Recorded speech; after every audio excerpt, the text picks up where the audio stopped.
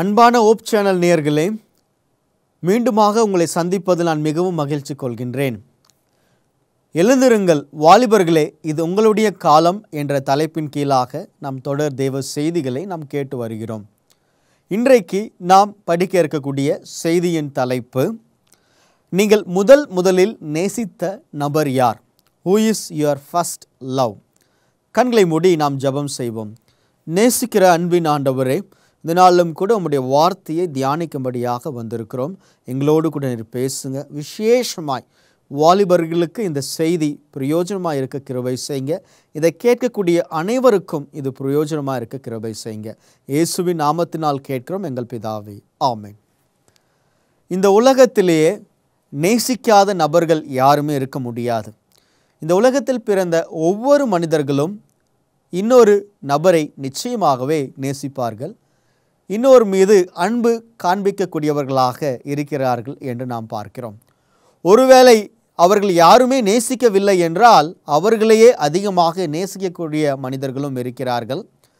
சில நேரங்களில் மிருகங்களை அதிகமாக நேசிக்கக்கூடிய நபர்களும் இந்த உலகத்தில் இருக்கிறார்கள் என்று பார்க்கிறோம். ஆனால் இன்று நான் உங்களை பார்த்து கேட்கக்கூடிய ஒரு கேள்வி என்ன என்று பார்க்கும் பொழுது, நீங்கள் முதலில் நேசித்த நபர் யார்? Who is your first love? உங்கள் வாழ்க்கையிலே நீங்கள் முதலில் நேசித்தவர்கள் யார் என்று நான் இந்த கேள்வியை கேட்கும் பொழுது நிச்சயமாகவே அநேகருடைய மனதிலே அந்த நபர் வந்திருக்கலாம். முதலில் பிறந்த குழந்தைக்கு கிடைக்கக்கூடிய முதல் அன்பு பெற்றோர்களுடைய அன்பு. ஆகையால் அந்த குழந்தை வளர வளர முதலில் நேசித்த நபர்கள் அவருடைய பெற்றோர்களாக காணப்படுகின்றது. அந்த குழந்தை வளரும் பொழுது தன்னுடைய ஆசிரியர் அவருடைய முதல் அன்பாக நேசித்த நபராக காணப்படுகின்றார்கள். வளர வளர அவருடைய நண்பர்களுடைய அன்பு அந்த நபருக்கு கிடைக்கின்றது. அந்த குழந்தை வளர வளர நிச்சயமாகவே அவருடைய பெற்றோர்கள், அவருடைய ஆசிரியர்கள், அதுக்கடுத்து அவருடைய உடன் பிறந்த சகோதரர்கள், நண்பர்கள், அது பெரியவனாகி வளர்ந்த பிறகு அவர்களுடைய வாழ்க்கை துணை என்று நாம் பார்க்கிறோம். இவ்வனமாக இந்த உலகத்தில் பிறந்த அனைவருக்குமே ஏதோ ஒரு சந்தர்ப்பத்தில் முதல் அன்பு ஏற்படக்கூடியதை நம்மால் பார்க்க முடிகின்றது. 1 யோவான் 4ஆம் அதிகாரம் 19ஆம் வசனம் இவ்வனமாக சொல்கின்றது, அவர் முந்தி நம்மிடத்தில் அன்பு கூர்ந்தபடியால் நாமும் அவரிடத்தில் அன்பு கூறுகிறோம். வேதம் இவ்வனமாக சொல்கின்றது, நம்மிடத்தில் முதலில் அன்பு கூர்ந்தவர் யார் என்று பார்க்கும் பொழுது கர்த்தராகிய இயேசு கிறிஸ்து முதல் நம்மேல் அன்பு கூர்ந்தார் என்று வேதம் சொல்லக்கூடியதை பார்க்கிறோம். நம்முடைய தாய் நம்மேல் அன்பு காண்பிப்பதற்கு முன்பதாக, நம்முடைய தந்தை நம்மேல் அன்பு காண்பிப்பதற்கு முன்பதாக, நம்முடைய நண்பர்கள் நம்மேல் அன்பு காண்பிப்பதற்கு முன்பதாக, நம்முடைய உடன் பிறந்த சகோதரர்கள் நம்மேல் அன்பு காண்பிப்பதற்கு முன்பதாக நம்மேல் முதலில் அன்பு காண்பித்தவர் யார் என்று பார்க்கும் பொழுது கர்த்தராகிய இயேசு கிறிஸ்து. நம்மை முதலில் நேசித்தவர் அவர்தான். ஆகையால் தான் நாம் வேத வசனங்களை வாசிக்கும் பொழுது, நீங்கள் என்னை தேர்வு செய்யவில்லை, நான் உங்களை தெரிந்து கொண்டேன், நீங்கள் என்னை தெரிந்து கொள்ளவில்லை, நான் உங்களை தெரிந்து கொண்டேன் என்று சொல்லக்கூடியதை நாம் பார்க்கிறோம். மீண்டுமாக நாம் வாசிக்கும் பொழுது, நான் உங்களை நண்பன் என்று அழைக்கிறேன், நீங்கள் என்னுடைய நண்பர்களாக இருக்கிறீர்கள் என்று அங்கே கர்த்தராகிய இயேசு கிறிஸ்து சொல்லக்கூடியதை பார்க்கிறோம். தம்முடைய அன்பை அவர் எந்த அளவுக்கு வெளிப்படுத்தியிருக்கிறார் என்பதை நாம் பார்க்கும் பொழுது, இந்த உலகத்தில் நாம் யாரை முதலில் நேசித்திருந்தாலும் அவருடைய அன்புக்கு ஒரு படி மேலே கர்த்தராகிய இயேசு கிறிஸ்துனுடைய அன்பு இருக்கும். தந்தை அன்பை காட்டிலும் சிறந்தது கர்த்தராகிய இயேசு கிறிஸ்துவின் அன்பு. இந்த உலகத்தில் உள்ள எல்லா அன்பை காட்டிலும் சிறந்தது கர்த்தராகிய இயேசு கிறிஸ்துனுடைய அன்பு. அதை நாம் ஒருபோதுமே மறுக்க முடியாது என்று பார்க்கிறோம். இப்பொழுது இந்த கேள்வியை நாம் வைத்துக்கொண்டு ஒவ்வொரு பாடங்களாக அல்லது ஒவ்வொரு காரியங்களாக நாம் படிக்கலாம். உண்மையான அன்பு, முதலில் தோன்றக்கூடிய அன்பு என்பதை எதை வைத்து நாம் கண்டு கொள்ளலாம்? அல்லது முதலில் தோன்றக்கூடிய அன்பின் தன்மைகள் எப்படி இருக்கும், நாம் எப்படி அதை புரிந்து கொள்ளலாம் என்று நாம் பார்க்கலாம். நாம் பார்க்கக்கூடிய முதல் காரியம் என்னவென்று பார்க்கும் பொழுது, முதலில் காணக்கூடிய அன்பு எப்படி இருக்கும் என்று பார்க்கும் பொழுது, தான் நேசிக்கும் நபருக்கு அடிபட்டால் தனக்கு அடிபட்டது போல் துடிக்கும். முதலில் வரக்கூடிய அன்பு, ஒரு நபரிடம் வரக்கூடிய அல்லது ஒரு நபர் மேல் வரக்கூடிய அன்பு எப்படி இருக்கும் என்று நாம் பார்க்கும் பொழுது, அந்த நபருக்கு ஏதாவது அடிபட்டால் தனக்கு அடிபட்டது போல அந்த உள்ளம் துடிக்கும் என்று பார்க்கிறோம். பெற்றோர்கள் தன்னுடைய பிள்ளை நடந்து சென்று திடீரென்று கீழே விழுந்து விட்டால் வேகமாக ஓடி அந்த குழந்தையை தூக்குவார்கள். ஏனென்றால் அந்த குழந்தைக்கு அடிபட்டால் தனக்கு அடிபட்டது போல அவர்களுக்கு தோன்றும் என்று பார்க்கிறோம். அப்படி என்றால் உண்மையான அன்பு முதலில் தோன்றக்கூடிய அன்பு எப்படி இருக்க வேண்டும், அல்லது உண்மையான அன்பு எப்படி இருக்க வேண்டும் என்று பார்க்கும் பொழுது, நேசிக்கக்கூடிய நபருக்கு ஏதாவது ஒரு அடிபட்டால் தனக்கு அடிபட்டது போல அவர்கள் அதை நினைப்பார்கள். தனக்கு அடிபட்டது போல அந்த ஒரு அனுபவத்துக்குள்ளாக கடந்து செல்வார்கள் என்று நாம் பார்க்கிறோம்.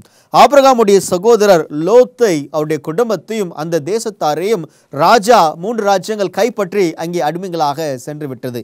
இதை கேள்விப்பட்ட மாத்திரத்தில் ஆபிரகாம் வேகமாக கடந்து சென்று தன்னுடைய வேலையாட்களை அழைத்து சென்று அவர்களோடு யுத்தம் புரிந்து தன்னுடைய சகோதரரை மீட்டெடுத்தார் என்று பார்க்கிறோம். ஆம், லோத்து அங்கே அடிபட்டார். தனக்கு அடிபட்டது போல அங்கே ஆபிரகாம் உணர்ந்ததை நம்மால் பார்க்க முடிகின்றது. பிரியமானவர்களே, இப்படிப்பட்ட அன்பு இந்த காலகட்டத்திலே காணப்படுகின்றதா என்பதை நாம் சற்று சிந்தித்து பார்க்க வேண்டும். ஆனால் உண்மையான அன்பு என்றால், முதலில் தோன்றக்கூடிய அன்பு என்றால் எப்படி இருக்க வேண்டும் என்றால், தான் நேசிக்கும் நபருக்கு அடிபட்டால் தனக்கு அடிபட்டது போன்ற ஒரு உணர்வு இருக்கும் என்று பார்க்கிறோம். கர்த்தராகிய இயேசு கிறிஸ்து நம்மை முதலில் நேசித்தார். அப்படி என்றால் அவருடைய அன்பு அப்படி இருந்ததா என்று கேட்பீர்கள் என்றால், நிச்சயமாகவே அவருடைய அன்பு அப்படித்தான் இருந்தது என்று நம்மால் பார்க்க முடியும். ஏனென்றால் ஏசாயா 53 அதிகாரம் 3 வசனம் வாசிக்கும் பொழுது, அவர் அசட்டை பண்ணப்பட்டவரும் மனுஷரால் புறக்கணிக்கப்பட்டவரும் துக்கம் நிறைந்தவரும் பாடு அனுபவித்தவருமாய் இருந்தார். அவரை விட்டு நம்முடைய முகங்களை மறைத்து கொண்டும் அவர் அசட்டை பண்ணப்பட்டு இருந்தார். அவரை எண்ணாமல் போனோம். மெய்யாகவே அவர் நம்முடைய பாடுகளை ஏற்றுக்கொண்டு நம்முடைய துக்கங்களை சுமந்தார். நாமோ அவர் தேவனால் அடிபட்டு வாதிக்கப்பட்டு சிறுமைப்பட்டவர் என்று எண்ணினோம். இங்கே நாம் பார்க்கும் பொழுது கர்த்தராகிய இயேசு கிறிஸ்து நம்முடைய பாடுகளை அவர் ஏற்றுக்கொண்டார். அதாவது நாம் பாவம் செய்து நம்மேல் விழ வேண்டிய அடிகள் அவர் மேல் விழுந்தது, அவர் ஏற்றுக்கொண்டார் என்று பார்க்கிறோம். ஆம், நம்மை முதலில் நேசித்த கர்த்தராகிய இயேசு கிறிஸ்துவுடைய அன்பு நமக்கு ஏதும் ஒன்றும் ஆகக்கூடாது என்று தன்னுடைய ஜீவனை கொடுக்க இந்த பூமிக்கு வந்தார் என்பதை நாம் பார்க்கிறோம். பிரியமானவர்களே, இரண்டாவதாக உண்மையான அன்பு எப்படி இருக்க வேண்டும் என்றால், உண்மையான முதலில் தோன்றக்கூடிய அன்பு எப்படி இருக்க வேண்டும், அந்த உணர்வு எப்படி இருக்க வேண்டும் என்றால், அவர்கள் இல்லாமல் இவர்களால் இருக்க முடியாது, தனக்கு செய்யும் அனைத்தையும் அவர்களுக்கும் செய்வார்கள். அவர்கள் இல்லாமல் இவர்களால் இருக்க முடியாது, தனக்கு செய்யும் அனைத்தையும் அவர்களுக்கு செய்வார்கள் என்று நாம் பார்க்கிறோம். நீங்கள் நிச்சயமாகவே அநேக வாலிப பிள்ளைகள், அநேக நபர்களை உங்களுடைய வாழ்க்கையிலே நீங்கள் நேசித்திருப்பீர்கள். உதாரணமாக உங்களுடைய பெற்றோர்களை நேசித்திருப்பீர்கள், ஆசிரியர்களை நேசித்திருப்பீர்கள். உங்களுடைய வாழ்க்கையிலே எதிர்காலத்திற்கு வரக்கூடிய வாழ்க்கை துணையை கூட நீங்கள் நேசிக்க கூட உங்களுக்கு சம்பவம் நேரிட்டிருந்திருக்கலாம். இதை வைத்து பாருங்கள். இதை வைத்து நீங்கள் சற்று ஒப்பிட்டு பார்க்கும் பொழுது, அந்த நபருக்காக அந்த நபரை பார்க்காமல் உங்களால் இருக்க முடியாது, அந்த நபர் இல்லாமல் உங்களால் இருக்க முடியாது. அந்த நபருக்காக நீங்கள் அனைத்தையும் செய்ய துடிப்பீர்கள். தனக்கு செய்யக்கூடிய அனைத்தையும் அந்த நபருக்காக செய்ய வேண்டும் என்று நினைப்பீர்கள். நிச்சயமாகவே ஒவ்வொருத்தருடைய வாழ்க்கையிலும் இந்த உணர்வு இருக்கக்கூடியதை நம்மால் பார்க்க முடிகின்றது. இப்படிப்பட்ட ஒரு உணர்வு இருக்கும் என்றால் நிச்சயமாகவே உங்களுடைய அன்பு உண்மையான அன்பாக இருக்கக்கூடியதாக இருக்கிறது என்று நாம் பார்க்கிறோம். ஆனால் கர்த்தராகிய இயேசு கிறிஸ்துவுடைய வாழ்க்கையை நாம் பார்க்கும் பொழுது, நாம் இல்லாமல் அவரால் இருக்கவே முடியாது. ஆகையால் தான் அவர் பரலோகத்திலிருந்து இறங்கி பூலோகத்திற்கு வந்தார். ஏனென்றால் நாம் அனைவருமே எங்கே இருக்க வேண்டும் என்றால் அவரோடு கூட பரலோகத்தில் இருக்க வேண்டும் என்று அந்த பரலோகத்தை விட்டு கீழே இறங்கி வந்தார் என்பதை நாம் பார்க்கிறோம். பிரியமானவர்களே, அருமையான வாலிபர்களே, உங்களுடைய முதல் அன்பு இயேசுவாக இருக்க வேண்டும். நீங்கள் முதல் நேசிக்கக்கூடிய நபர் இயேசுவாக இருக்க வேண்டும். நீங்கள் முதல் பின்பற்றக்கூடிய நபர் இயேசுவாக இருக்க வேண்டும். ஏனென்றால் நாம் அவரை நேசிப்பதற்கு முன்பதாக அவர் நம்மை நேசித்தார். நாம் அவர் மேல் அன்பு வைப்பதற்கு முன்பதாக அவர் நம்மேல் அன்பு வைத்தார் என்று நாம் பார்க்கிறோம். அவரை நாம் தெரிந்து கொள்வதற்கு முன்பதாக அவர் நம்மை தெரிந்து கொண்டார் என்று நாம் வேதாகமத்திலே பார்க்கிறோம். ஆகையால் முதல் நாம் இயேசு கிறிஸ்து மேல் அன்பு வைக்க வேண்டியதாக இருக்கிறது என்று பார்க்கிறோம். பேதுரு இயேசு கிறிஸ்துவை விட்டு வழிவிலகி சென்று இயேசு கிறிஸ்துவை மறுதலித்த போது அவர் உயிர் தெழுந்தார் என்ற செய்தியை கேள்விப்பட்ட மாத்திரத்திலே கல்லறைக்கு முதல் ஓடினான் என்று பார்க்கிறோம். ஏனென்றால் இயேசு கிறிஸ்துவை பார்க்காமல் பேதுருவால் இருக்க முடியவில்லை. நான் இயேசு கிறிஸ்துவை பார்க்க வேண்டும், இயேசு கிறிஸ்துவை பார்க்க வேண்டும் என்று வேகமாக ஓடினான் என்று நாம் பார்க்கிறோம். நம்முடைய வாழ்க்கையில் கூட இயேசு கிறிஸ்துவை பார்க்க வேகமாக ஓடுகின்றோமா? இயேசு கிறிஸ்து தம்மை பார்க்க அவர் ஆவலோடு காத்திருக்கிறார். கர்த்தராகிய தேவன் அவர் தினம் தினம் நம்முடைய முகத்தை அவருடைய உள்ளங்கைகளில் வரைந்து வைத்து பார்த்து கொண்டிருக்கிறார் என்று வேதம் சொல்லக்கூடியதை பார்க்கிறோம். இயேசு கிறிஸ்து நம்மேல் அன்புள்ளவராயிருக்கிறார். நாம் இல்லாமல் அவரால் இருக்க முடியாது. ஆகையால் தான் அவர் இந்த பூலோகத்திற்கு வந்து தன்னுடைய ஜீவனை அவர் கொடுத்தார் என்று நாம் பார்க்கிறோம். பிரியமானவர்களே, அவருடைய அன்பை ஏற்றுக்கொள்ள நீங்கள் ஆயத்தமாக இருக்கிறீர்களா? அவரோடு கூட பயணிக்க நீங்கள் ஆயத்தமாக இருக்கிறீர்களா? அருமையான வாலிபர்களே, இந்த உலகத்திலே நீங்கள் தேவையில்லாத அன்பை செலுத்தி கொண்டு இருக்கிறீர்கள். தேவையில்லாத மனிதர்கள் மேல் அன்பை செலுத்தி கொண்டு இருக்கிறீர்கள். உண்மையான அன்பு இயேசு கிறிஸ்துனுடைய அன்பு. இந்த உலகத்தில் இருக்கக்கூடிய அன்பு ஒரு நாள் மறைந்து போய்விடும், ஒரு நாள் மாறி போய்விடும். உங்களுடைய வாழ்க்கையில் எது தேவை என்பதை கர்த்தர் அறிந்திருக்கிறார். அவர் அதன் காலத்தில் நேர்த்தியாய் செய்ய வல்லவராய் இருக்கிறார். நீங்கள் அதற்காக காத்திருக்க வேண்டியதாக இருக்கிறது என்று நாம் பார்க்கிறோம். மூன்றாவது, முதலில் தோன்றக்கூடிய அன்பு, அதனுடைய அனுபவம் எப்படி இருக்கும் என்று நீங்கள் கேட்பீர்கள் என்றால், தான் நேசிக்கும் நபரின் அன்பை பெற்றுக்கொள்ள அனைத்தையும் செய்வோம். நாம் ஒரு நபரை நேசிக்கிறோம், அந்த நபருடைய அன்பை பெற்றுக்கொள்ள நாம் அனைத்தையுமே செய்வோம். எப்படியாவது அவர்களிடம் நாம் இடம் பிடித்து விட வேண்டும், அவருடைய இருதயத்தில் இடம் பிடித்து விட வேண்டும். எப்படியாவது அவர்கள் நம்மிடம் பேச வேண்டும், எப்படியாவது அவர்களுடைய தொலைபேசி எண் கிடைக்க வேண்டும் என்று அந்த நபருக்காக, அந்த நபருடைய அன்பை பெற்றுக்கொள்ள நாம் அனைத்தையுமே செய்து விடுவோம், அல்லது அனைத்தையுமே செய்ய முயற்சிப்போம் என்று பார்க்கிறோம். ஆம், அது உண்மைதான். நிச்சயமாகவே இன்று கணவன் மனைவிக்குள் இப்படிப்பட்ட ஒரு அன்பு இருக்கிறதா என்பதை சற்று சிந்தித்து பார்க்க வேண்டும்.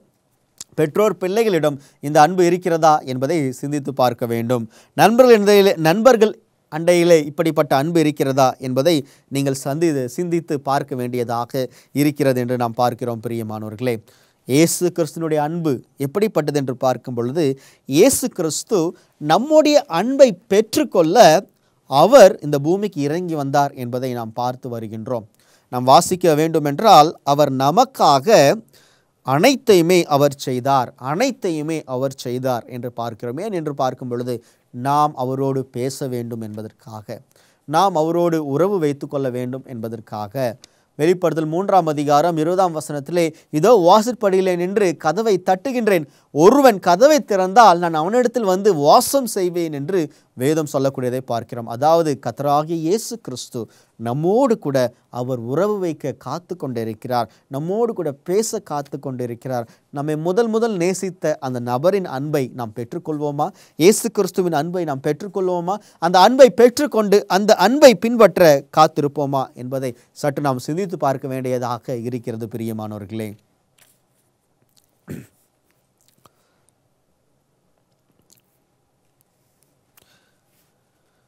தொடர்ந்து நாம் வாசிக்கலாம்.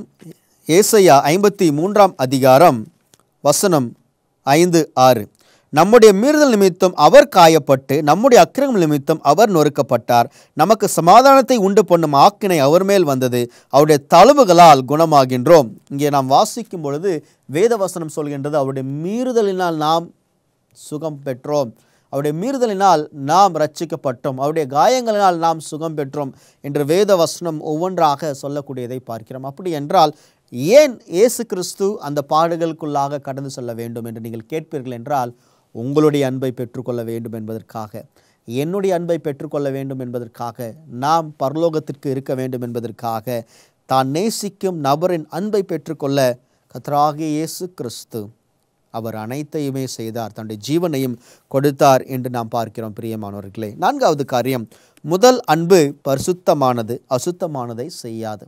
நீங்கள் முதலில் ஒரு நபரை நேசிக்கிறீர்கள் என்றால் அது பரிசுத்தமானதாக இருக்க வேண்டும். அந்த அன்பு பரிசுத்தமான அன்பாக இருக்கின்றது, அசுத்தமானதை செய்யாது என்று பார்க்கிறோம். ஆம், 1 கொரிந்தியர் 13 நாம் வாசிக்கும் பொழுது, அன்பானது அயோக்கியமானதை செய்யாது, தற்பொழிவை நாடாது.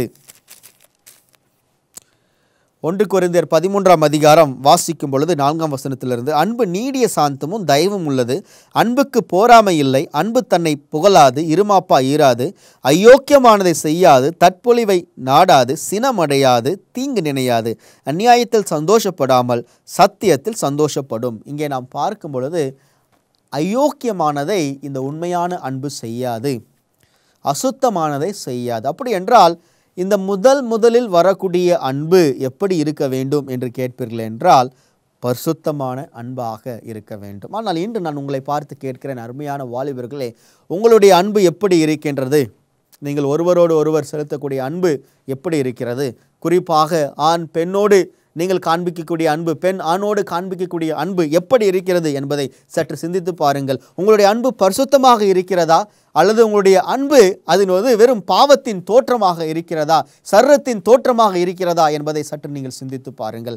இன்று அநேக வாலிப பிள்ளைகளுடைய அன்பு எப்படி இருக்கிறது என்று நாம் பார்க்கும் பொழுது அது வெறும் இந்த உலகத்தின் இச்சையாக இருக்கிறது, சர்ரத்தின் தேவையாக, மாமிசத்தின் இச்சையாக இருக்கிறது என்று நாம் பார்க்கிறோம். ஆனால் இங்கே வேதம் சொல்கின்றது அன்பு பரிசுத்தமானது. ஆண்டவர் அந்த பரிசுத்த அன்பை நமக்கு கொடுத்திருக்கிறார். அந்த பரிசுத்தமான அன்பை நீங்களும் நானும் பெற்றுக்கொள்ள வேண்டும் என்றே அவர் விரும்பக்கூடியவராக இருக்கிறார் என்று நாம் பார்க்கிறோம். ஆனால் இன்று இந்த உலகத்தில் காணக்கூடிய அன்பு, பெரும்பாலான அன்பு எப்படி இருக்கிறது என்று பார்க்கும் பொழுது பாவமாக இருக்கிறது. வாலிபர்கள் இடையிலே தேவை காணப்படக்கூடிய அன்பு எப்படி இருக்கிறது என்பதை நீங்கள் சற்று சிந்தித்து பார்க்க வேண்டியதாக இருக்கிறது பிரியமானவர்களே. ஆனால் முதலில் தோன்றக்கூடிய அன்பு அது பரிசுத்தமானது. அந்த அன்பு எந்த சிந்தனையும் இருக்காது, அசுத்தமான சிந்தனைகள் இருக்காது, அயோக்கியமான சிந்தனைகள் இருக்காது, பெருமையான சிந்தனைகள் இருக்காது. அந்த நபரை மகிழ்ச்சி படுத்த, அந்த நபரின் அன்பை பூர்த்தி செய்ய, அதனுடைய எல்லா தேவைகளையும் செய்யக்கூடிய ஒரு அன்பாக காணப்படும் என்று நாம் பார்க்கிறோம் பிரியமானவர்களே. ஆம், அதைத்தான் ஆண்டவர் இங்கே 1 கொரிந்தியர் 13ஆம் அதிகாரத்திலே சொல்லி இருக்கிறதை பார்க்கிறோம். 5வது காரியம், இந்த முதலில் தோன்றக்கூடிய அன்பு என்ன செய்யும் என்று பார்க்கும் பொழுது தான் நேசித்த நபரை ரட்சிக்க எந்த எல்லைக்கும் செல்லும். இதுவும் இந்த அன்பில் இருக்கிறது. நீங்கள் ஒருவேளை கணவன் மனைவியாக இருக்கலாம், அல்லது திருமணம் செய்து கொள்ள போகக்கூடியவர்களாக இருக்கலாம், அல்லது நீங்கள் திருமணத்துக்கான நபரை தேடிக்கொண்டு இருக்கலாம். ஆனால் இந்த குணத்தை எல்லாம் வைத்து நீங்கள் ஒப்பிட்டு பாருங்கள். இந்த குணம் இருக்கின்றதா நீங்கள் நேசிக்கக்கூடிய நபரிடம் இருக்கிறதா என்பதை நீங்கள் வைத்து பாருங்கள். தான் நேசிக்கும் நபரை ரட்சிக்க எந்த எல்லைக்கும் செல்ல வேண்டும். இயேசு கிறிஸ்து பரலோகத்தை விட்டு இந்த பூமிக்கு வந்தார். பிதாவாகிய தேவன் தன்னுடைய ஒரே பிறன குமாரனை இந்த பூமிக்கு அனுப்பினார். ஏனென்றால் நாம் ரட்சிக்கப்பட வேண்டும் என்று. இயேசு கிறிஸ்து மரணத்தை அவர் தேடி வந்தார். ஏனென்றால் நம்மை ரட்சிக்க வேண்டும் என்று. இன்று உண்மையிலே நீங்கள் ஒருவரை நேசிக்கிறீர்கள் என்றால், உங்களுடைய கணவரை நேசிக்கிறீர்கள் என்றால், உங்களுடைய மனைவியை நேசிக்கிறீர்கள் என்றால், உங்களுடைய பிள்ளைகளை நேசிக்கின்றீர்கள் என்றால், அவர்களும் பரலோகம் வர வேண்டும் என்று நீங்கள் பிரயாசப்படுவீர்கள். அவர்களும் ரட்சிக்கப்பட வேண்டும் என்று நீங்கள் பிரயாசப்படுவீர்கள். அவர்கள் ரட்சிக்கப்படுவதற்கான எல்லா காரியத்தையும் நீங்கள் செய்வீர்கள். அதுதான் உண்மையான அன்பு என்று நாம் பார்க்கிறோம் பிரியமானவர்களே. 100க்கு அதிபதியுடைய அன்பு அப்படிப்பட்ட அன்பாக இருந்தது என்று பார்க்கிறோம். தன்னுடைய வேலைக்காரன் சுகவீனமாக இருக்கிறான் என்பதை கண்டு இயேசு கிட்டே வராமல் அவன் பார்த்து சொல்லக்கூடிய காரியம், நீர் ஒரே ஒரு வார்த்தை சொன்னால் போதும், என்னுடைய வேலைக்காரன் சுஸ்தமாவான். தன்னுடைய வேலைக்காரன் சுஸ்தமாக வேண்டும் என்று இயேசுவிடம் அவன் வேண்டிக் கொண்டான் என்று நாம் இங்கே பார்க்கிறோம் பிரியமானவர்களே. ஆம், இன்று கர்த்தராகிய இயேசு கிறிஸ்துவினுடைய அன்பு நம்மை ரட்சிக்க மரணம் வரை சென்றது என்று நாம் பார்க்கிறோம். இன்றும் உண்மையான அன்பு, ஒருவருக்கொருவர் நாம் செலுத்தக்கூடிய அன்பு, அவர்கள் ரட்சிக்கப்பட வேண்டும் என்ற எண்ணம் அவர்களுக்குள்ளாக இருக்க வேண்டியது அவசியமாக இருக்கிறது என்று நாம் பார்க்கிறோம். 6வது காரியம், உண்மையான அன்பு, முதலில் தோன்றக்கூடிய அன்பு எப்படி இருக்க வேண்டும் என்றால், உண்மையான அன்பு அவர்களை மீட்க தன் ஜீவனையும் கொடுக்கும். உண்மையான அன்பு அவர்களை மீட்க தன் ஜீவனையும் கொடுக்கும். நிச்சயமாகவே இதை கேட்கும் பொழுது நீங்கள் சற்று சிந்திக்கலாம், அது எப்படி உண்மையான அன்பு அவர்களை மீட்க தன் ஜீவனை கொடுக்கும்? கர்த்தராகிய இயேசு கிறிஸ்து சொல்லியிருக்கிறார், ஒரு நல்லவனுக்காக ஒருவன் ஜீவனை கொடுக்க முன் வருவான், ஆனால் ஒரு பாவிக்கு யாரும் முன் வர மாட்டார்கள் என்று சொல்லப்பட்டு இருக்கிறதை பார்க்கிறோம். ஆனால் கர்த்தராகிய இயேசு கிறிஸ்து பாவியாகிய நமக்கு அவர் ஜீவனை கொடுக்க முன் வந்தார். நிச்சயமாகவே ஒரு நபரை நீங்கள் ரட்சிக்க விரும்புகிறீர்கள், காப்பாற்ற விரும்புகிறீர்கள் என்றால் அவர்களுக்காக உடைய ஜீவனையும் கொடுக்க நீங்கள் ஆயத்தமாக இருப்பீர்கள். அப்படி என்றால் அவர்கள் ரட்சிக்கப்படுவதே உங்களுடைய முதன்மையான ஒரு காரியமாக இருக்கும். அவர்கள் நல்ல பாதையில் நடக்க வேண்டும் என்பதே உங்களுடைய முதன்மையான காரியமாக இருக்கும் என்று இங்கே நாம் பார்க்கிறோம். பிரியமானவர்களே, ஆம், உண்மையான அன்பு, முதலில் தோன்றக்கூடிய அன்பு உன்னுடைய தன்மைகள் ஒவ்வொன்றாக நாம் பார்த்து வருகிறோம். உண்மையான அன்பு அவர்களை மீட்க தன் ஜீவனையும் கொடுக்கும்.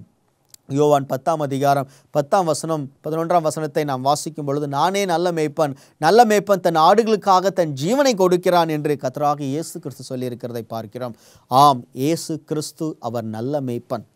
அவர் நமக்காக அவருடைய ஜீவனை கொடுக்க இந்த பூமிக்கு வந்தார். ஆகையால் தான் வேதம் சொல்கின்றது, நாம் அவரை நேசிப்பதற்கு முன்பதாக அவர் நம்மை முதலில் நேசித்தார் என்று வேதம் சொல்லி இருக்கிறதை நாம் பார்க்கிறோம். பிரியமானவர்களே, அதுக்கடுத்து உண்மையான அன்பு என்ன என்று நாம் பார்க்கும் பொழுது, உண்மையான அன்பு அந்த நேசிக்கும் நபரிடமிருந்து அன்பு பெற்றுக்கொள்ளாத பொழுது கூட அவர்களிடத்தில் அன்பை காண்பிக்கக்கூடியதாக இருக்கும் என்று நாம் பார்க்கிறோம். சில நேரங்களில் ஒரு நபரை நாம் நேசிக்கிறோம், அந்த நபர் நம்மை நேசிக்கவில்லை, அந்த நபர் நம்மை அவமானப்படுத்துகிறார் என்றால் நாமும் அவர்களை அவமானப்படுத்த வேண்டும், அல்லது நாமும் அவர்களுடன் பேச வேண்டாம், அவர்களை வெறுக்கலாம் என்று ஒரு கட்டத்துக்குள் நாம் வந்து விடுவோம்.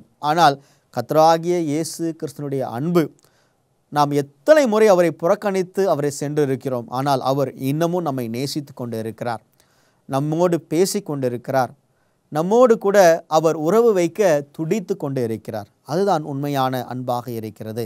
சில நேரங்களில் கணவன் மனைவிக்குள் பிரச்சனைகள் வரலாம், ஆனால் உண்மையான அன்பு அவர்கள் மத்தியிலே இருக்கும் என்றால் அவர்கள் எவ்வளவு தூரத்தில் இருந்தாலும் ஒருவரை ஒருவர் பேசிக்கொள்வார்கள். ஒருவரோடு ஒருவர் அந்த அன்பு எப்பொழுதுமே நிலைத்து நிற்கும் என்று நாம் பார்க்கிறோம். என்று அநேக குடும்பங்களில் இப்படிப்பட்ட அன்பு காணப்படாத ஒரு சூழ்நிலை இருக்கிறது. அநேக இல்லங்களில் இப்படிப்பட்ட அன்பு இல்லாத ஒரு சூழ்நிலை இருக்கிறதை நம்மால் பார்க்க முடிகின்றது. பிரியமானவர்களே, கர்த்தராகிய இயேசு கிறிஸ்து, நாம் அவரை வெறுத்த பொழுது கூட அவர் நம்மை நேசித்தார். வேதம் சொல்கின்றது, நாம் பாவியாக இருக்கையிலே கிறிஸ்து நமக்காக இறங்கி வந்தார். ஆம், கிறிஸ்து நமக்காக இறங்கி வந்து தன்னுடைய ஜீவனை அவர் நமக்கு கொடுத்தார் என்று நாம் பார்க்கிறோம். பிரியமானவர்களே, இன்று கர்த்தராகிய இயேசு கிறிஸ்துவுடைய அன்பை நீங்கள் ஏற்றுக்கொள்ள ஆயத்தமாக இருக்கிறீர்களா? அருமையான வாலிபர்களே, இந்த உலகத்தில் அநேக விதமான அன்பை தேடி நீங்கள் ஒருவேளை அலைந்து கொண்டிருக்கலாம். ஆனால் வேதம் சொல்கின்றது, இந்த உலகத்தில் இருக்கக்கூடிய எல்லா அன்பும் ஒரு நாள் நிச்சயமாகவே நம்மை விட்டு கடந்து செல்லக்கூடியதாக இருக்கும். குறிப்பாக இந்த வாலிப பருவத்திலே வரக்கூடிய அந்த அன்பு நிச்சயமாகவே அநேகருடைய வாழ்க்கையுடைய எதிர்காலத்தை மாற்றி இருக்கிறதை நம்மால் பார்க்க முடிகின்றது. அநேகருடைய வாழ்க்கை சீரழிந்திருக்கிறதை நாம் பார்க்க முடிகின்றது. உங்களுடைய வாழ்க்கையிலே எது தேவை, உங்களுடைய வாழ்க்கை துணை ஆண்டவருக்கு தேவை என்று தெரியும், உங்களுடைய வாழ்க்கை துணை தேவை என்று ஆண்டவருக்கு தெரியும். ஆண்டவர் அதை ஏற்ற காலத்தில் தருவார். நீங்கள் படிக்கும் பொழுது படிப்பிலே கவனத்தை செலுத்துங்கள், நீங்கள் வேலை செய்யும் பொழுது வேலையிலே கவனத்தை செலுத்துங்கள், நீங்கள் வேதத்தை வாசிக்கும் பொழுது அதிலே கவனத்தை செலுத்துங்கள். உங்கள் வேலையை நீங்கள் சரியாய் செய்யும் பொழுது ஆண்டவர் உங்களுடைய தேவையை அவர் சந்திப்பார் என்று பார்க்கிறோம். ஆனால் தேவையற்ற அன்பை தேடி, இதுதான் உண்மையான அன்பு என்று நீங்கள் தேடி செல்ல வேண்டாம். ஏனென்றால் உண்மையான அன்பு என்றால் இத்தனை குணங்கள் இருக்க வேண்டும், இந்த குணங்களை தாண்டி அநேக குணங்கள் இருக்கிறது, இந்த குணங்கள் எல்லாம் இருக்கிறதா என்று நீங்களே சற்று சிந்தித்து பார்க்க வேண்டிய ஒரு சூழ்நிலை இருக்கிறோம். ஆனால் இந்த குணம் அனைத்தும் இருக்கக்கூடிய ஒரு நபர் இயேசு கிறிஸ்து. இந்த பட்டியலில் இருக்கக்கூடிய ஒவ்வொரு குணமும் அவரிடம் இருக்கிறது. அவர் நம்மை தேடி வந்தார், நமக்காக வந்தார் என்று நாம் பார்க்கிறோம். நம்மை போல அவரை போல நாம் இருக்க வேண்டும் என்று அவர் விரும்பினார். ஆம், அதனால்தான் நாம் வேதாகமத்திலே பார்க்கிறோம், நான் இந்த உலகத்துக்கு வெளிச்சமாக இருக்கிறேன் என்று சொன்ன கர்த்தராகிய இயேசு கிறிஸ்து, நீங்கள் இந்த உலகத்துக்கு வெளிச்சமாக இருக்கிறீர்கள் என்று அவர் சொன்னதை நாம் பார்க்கிறோம். அவர் ஜீவ ஊற்றாய் இருக்கிறார், நாமும் ஜீவ ஊற்றாய் இருக்க வேண்டும் என்று விரும்புகிறார். அந்த அன்புதான் அவருடைய அன்பாக இருக்கிறது என்று நாம் பார்க்கிறோம்.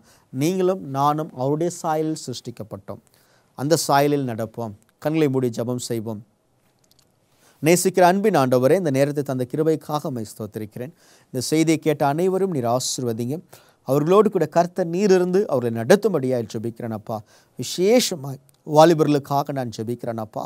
இந்த உலகத்தில் தேவையில்லாத நபர்கள் மேல் அல்லது தேவையில்லாத அன்பை அவர்கள் செலுத்தி கொண்டு இருக்கிறார்கள் அப்பா. உண்மையான மெய் அன்பாகிய அன்பை அவர்கள் புரிந்து கொள்ள உம்மை பின்பற்ற கிருபை செய்யுங்க. இயேசுவின் நாமத்தினால் கேட்கிற எங்கள் பிதாவே, ஆமென்.